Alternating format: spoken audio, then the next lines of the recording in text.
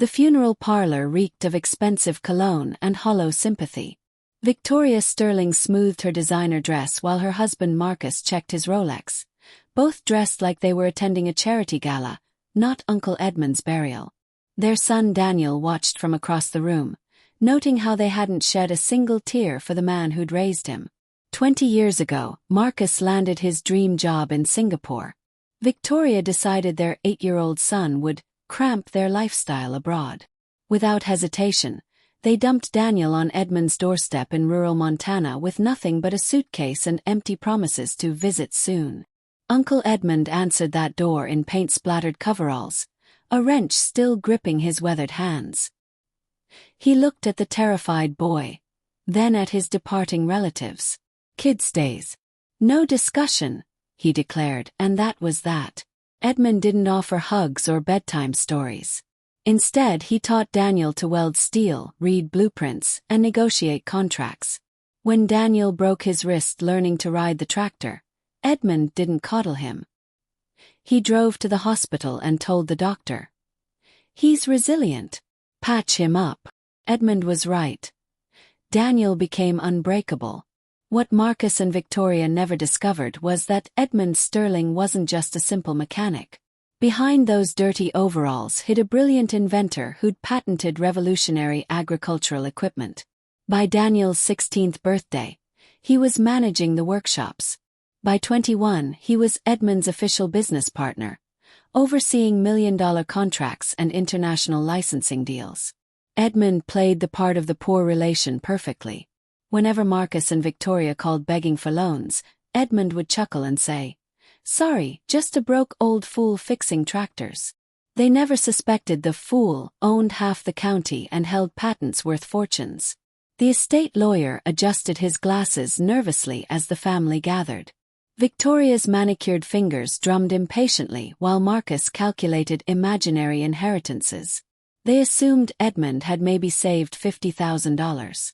"To my beloved nephew Daniel, who chose loyalty over luxury, I bequeath my entire estate," the lawyer announced. "This includes all properties, businesses, patents, and financial assets totaling approximately $847 million. The silence shattered like crystal. Victoria's face drained of color while Marcus gripped his chair, knuckles white with shock. They'd miscalculated catastrophically. "To my nephew Marcus and his wife Victoria," the lawyer continued, "I leave this antique compass, broken like promises, and my recipe for authentic family bonds. They'll understand the irony." Daniel remembered that compass. Edmund used to joke that it pointed toward disappointment whenever his relatives visited seeking handouts. Marcus exploded first. "This is fraud. That old man was senile." Victoria shrieked about mental manipulation and undue influence. Their true colors blazed brighter than neon signs. Daniel stood slowly, his voice steady as mountain stone. "Senile. Uncle Edmund built this empire while you chased superficial dreams overseas. He recognized who valued family and who valued portfolios. We were establishing careers." Victoria protested desperately. "You abandoned your child," Daniel replied calmly. "You left me with someone you considered worthless, never imagining that worthless man would become my mentor, partner, and father figure." Daniel didn't raise his voice. Victory doesn't require shouting when you've already conquered everything that matters. He walked away while they screamed threats about legal challenges. Let them try. Edmund had structured everything legally bulletproof years ago, knowing this moment would arrive. Driving back to the ranch in his truck, the same one Edmund taught him to drive at 12, Daniel parked beneath the ancient cottonwood where his uncle used to drink morning coffee. He sat in Edmund's favorite chair, leather worn smooth by decades of use. Daniel remembered being 8 years old, holding his first power drill with trembling hands. Edmund hadn't said, "You're too young."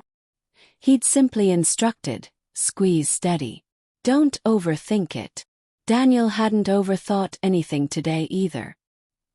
He could have humiliated them publicly, sued for emotional abandonment, or banned them from the funeral entirely. But Edmund had taught him patience, strategy, and perfect timing. When someone reveals their character, believe their demonstration.